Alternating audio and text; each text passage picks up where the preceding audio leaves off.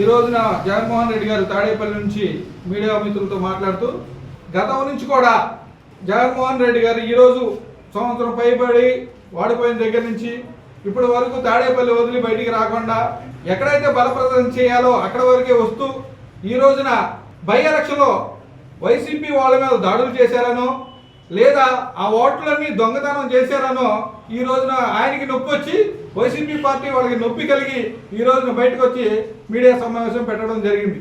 ఈ మీడియా సమావేశంలో రాహుల్ గాంధీ గారిని అలాగే మాణిక్య ఠాగూర్ గారిని విమర్శించడం జరిగింది.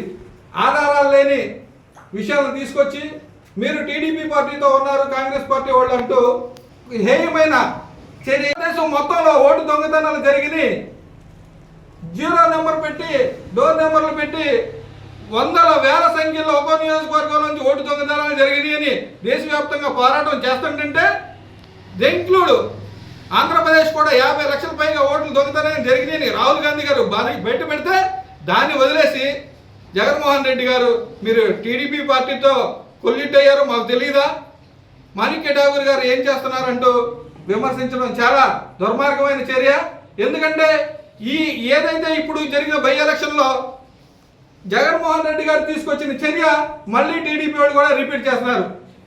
మళ్ళీ మీకు గుర్తు చేస్తున్న జగన్మోహన్ రెడ్డి గారు గతంలో తిరుపతిలో జరుగుతున్న పార్లమెంట్ ఎన్నికల్లో ఏదైతే మీ ఫిజియోథెరపీ డాక్టర్ గారిని తీసుకొచ్చి ఎంపీ చేయడానికి అతి ఉత్సాహంగా పక్క జిల్లాల నుంచి కూడా బస్సుల్లో తరలించి దొంగ ఓట్లు వేయించి ఆ రోజున ఉన్న నాయకులందరినీ అన్ని పార్టీల వాళ్ళని భయభ్రాంతులు గురి చేసి నేరాలు చేసింది మీరు.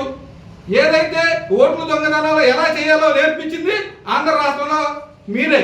దాన్ని మీరు గతంలో మీ ప్రభుత్వం ఉండగా 50% చేస్తే ఈ రోజున టీడీపీ వాళ్ళు 100% చేస్తున్నారు.